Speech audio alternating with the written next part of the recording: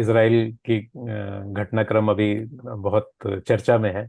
तो उसमें भी अगर आप देखें तो दो तरह के नैरेटिव चल रहे हैं। एक नैरेटिव में इसराइल जो है वो कॉलोनाइजर है, और दूसरे नैरेटिव में इसराइल जो है वो जो इसराइल का जो अभी क्षेत्र है, वर्तमान क्षेत्र है, वहाँ के का मूल जो वहाँ की आबादी है वो दरअसल यहूदी हैं, जो वहाँ से निकाल दिए गए थे। और उनके जिनको हम आज की तारीख में मिथिकल कहते हैं, मिथिकल के अलावा काफी ऐतिहासिक प्रमाण है कि वो क्रिश्चियनिटी के आने के पहले तक वहाँ इसराइल का राज्य हुआ करता था, जूडा का राज्य हुआ करता था आधे आधे क्षेत्र में। और उसके बाद क्रिश्चियनिटी के आने के बाद, जिस प्रकार रोमन साम्राज्य के सम्राट के जब ईसाई धर्म के अपनाने के बाद जब सत्ता का संरक्षण उन्हें प्राप्त हो, उसके बाद किस प्रकार यहूदियों के ऊपर काफी अत्याचार हुए और उन्हें अपनी मूल भूमि को छोड़कर भागना पड़ा।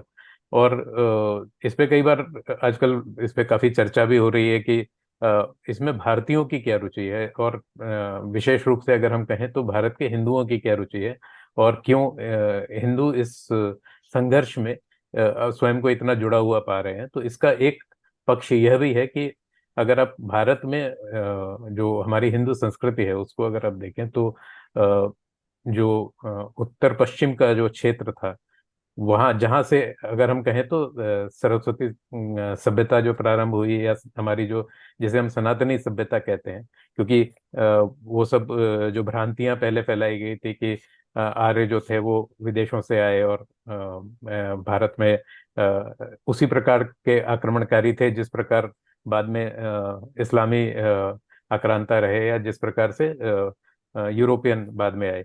तो इस नैरेटिव को गढ़ने की भी काफी प्रयास किया गया था। परंतु अब जैसे डीएनए एनालिसिस और ऐसे वैज्ञानिक सूत्रों से भी अब जैसे पता चलता है कि जो रानीगढ़ी में जो अवशेष मिलते हैं और हड़प्पा में जो अवशेष मिलते हैं वो दोनों एक ही हैं। तो कुल मिला के बात जो मैं ये कहना चाह रहा हूँ कि जो उत्तर पश्चिम का जो क्षेत्र था, जो आज पाकिस्तान अफगानिस्तान है, वहां से हमारी उत्पत्ति, अगर कहें हमारे हमारी संस्कृति की उत्पत्ति हुई, और वो क्षेत्र जो है आज हमारे हाथ से भी जा चुका है, उस ठीक उसी प्रकार जैसे यहूदियों के हाथ से इसराइल चला गया था। तो ये अगर आप देखें तो किस प्रकार से हमारी भावनाएं क्यों जुड़ती हैं वहां से, क्योंकि हमने वहां भी देखा, और वहां भी ये नैरेटिव जो बन रहा है वो ये है कि इतिहास वहां पे 1948 से जोड़ा जाता है कि 1948 में ऐसा हुआ, ये और ये वापस आए।